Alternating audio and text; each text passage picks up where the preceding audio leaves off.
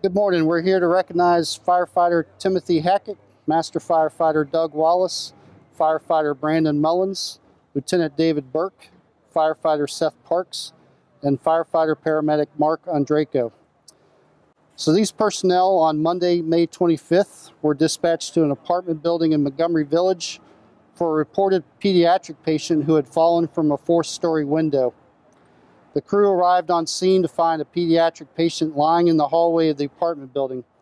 Witnesses stated that the patient had fallen from a fourth-story window and was briefly unconscious after the fall. The patient awoke a few minutes later and walked to the hallway where crews found him.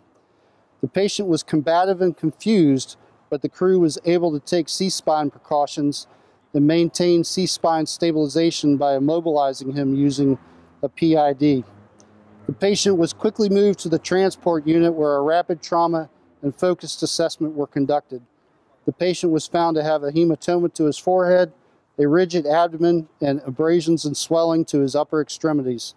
The crew consulted with Children's Hospital in Washington, D.C., established an IV, and monitored and reassessed the patient's condition and vitals en route to the hospital, all while keeping the patient calm. Upon arrival to Children's Hospital, the patient was assessed by the trauma team. The patient was intubated and a chest tube was placed.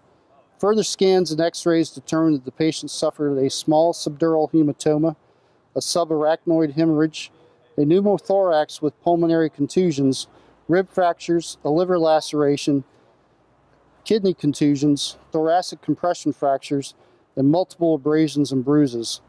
The patient was admitted to the PICU and monitored. The patient's condition improved daily.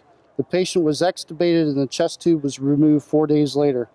The patient was alert and oriented and weaned to room air and moved from the PICU to acute care floor 1 week later. The patient was fitted for a neck brace and received occupational and physical therapy during his stay. On June 9th, the patient was transferred to the Kennedy Krieger Institute for inpatient rehab. Thanks to the teamwork, skills, and knowledge of the crews on the scene and the incredible staff at Children's Hospital, the patient has a good prognosis. Well done, guys.